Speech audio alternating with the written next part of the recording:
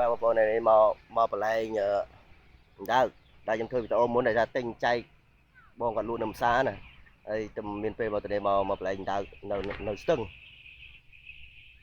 កំពង់លួងបោះពុយខេត្តពោធិ៍សាត់ស្រុកភ្នំក្រវាញបើជ្រៅអញ្ចឹងមានបោះតែបាញ់ចូលហើយមកនេះដី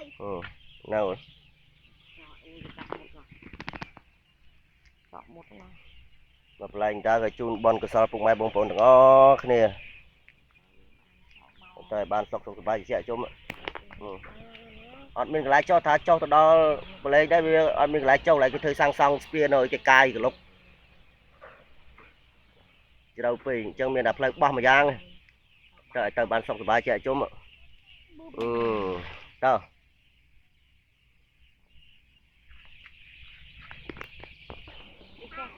នេះស្ពានកំពង់លួងពុកម៉ែបងប្អូន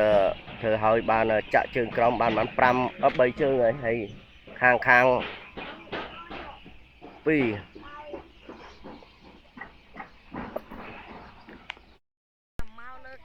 ពុកម៉ែបងប្អូនបលែងហើយលេងវាមកវិញនោះហើយទឹកក៏ភ្លុងខ្មៅ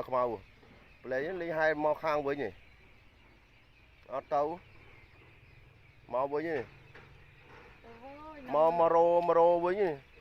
នៅគោកដល់គេស៊ីណា